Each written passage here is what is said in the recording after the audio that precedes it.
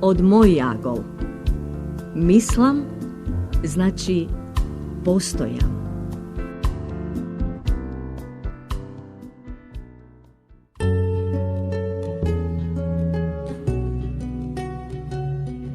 Човечки е да се доживе емоционално апсорбирање, да се биде ослободен од секојдневните правила, од стегите и од монотонијата.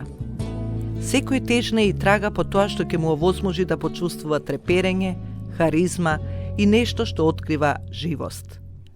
Од друга страна, работите доаѓаат и проаѓаат без некој посебен ред и поредок. Дали сте се запрашале некогаш од каде толку влюбеници во спортот, на кој никогаш не има доволно фудбал, кошарка, бокс, тенис и слично, зависно од зависноста? Може би сте го посматрале вашиот партнер како вика пред телевизорот и удира со бокс по каучот, збунети од интензитетот на реагирањето за нешта што за вас се само обична игра. Што тука толку хипнотизира, па не може да се издржи повеќе од неколку дена без да се погледне некој надпревар или да се поседи најблиската обложувалница.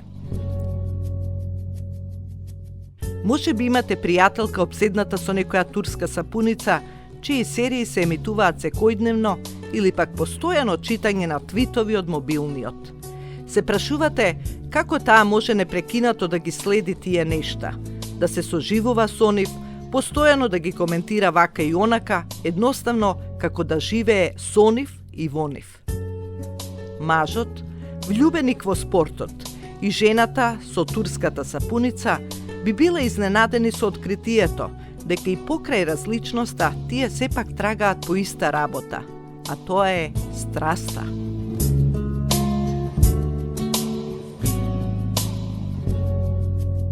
Да речам, тој што го гледа спортскиот надпревар, што всушност го гледува?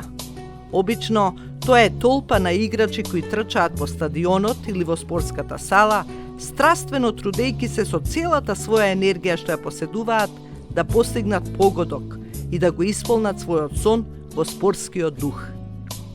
Од друга страна, жената што следи шпанска сапуница и ужива во тугите твитови се сретнува со персони чии животни патеки се испреплетени со многу драматични случувања, емоции, различна харизма и многу страст. Така, ако екипата игра без страст, надпреварот станува досаден, а од друга страна, ако сапуницата е напишана без преврат и без харизма и страст, следењето здосадува. Тука некаде е страста, која демнее и едноставно будно се исчекува.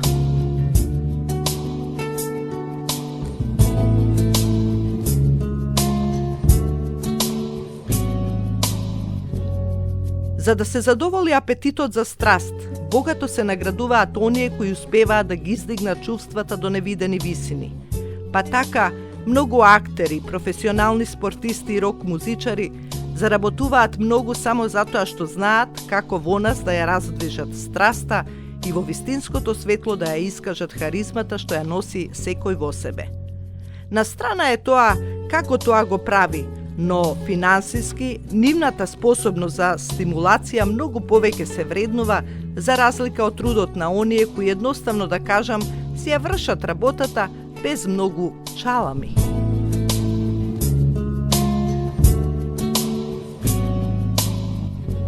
Нема ништо погрешно во поединците кои имаат харизма да воодушеват во одредени моменти и да ја потикнат долго притајуваната страст. Проблемите се јавуваат кога не се доживува тоа што се посакува, па наместо тоа се прават обиди страста да се воздигне над оние кои што едноставно ја имаат и ја шират.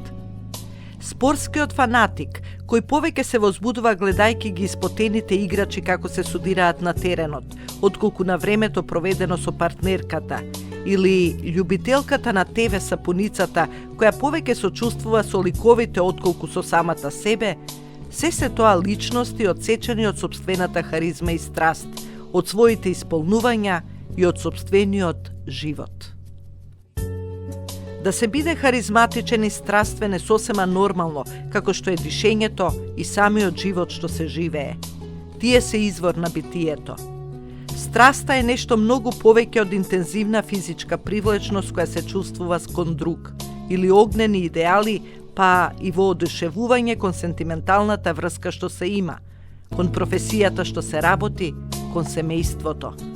Таа не е само квалитет кој се поседува, туку едноставно и се чувствува.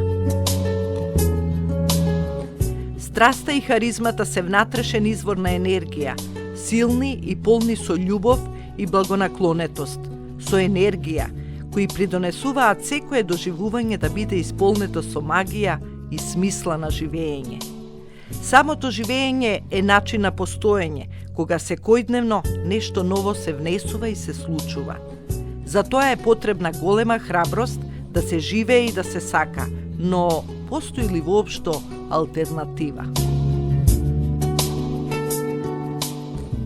Рефлексиите за харизмата и страста што се поседува настанале за да помогнат да се размислува за чувствата на еден начин на кој можеби порано помалку се размислувало и воедно да се даде можност да се стане силна личност која од секогаш потајно се посакува.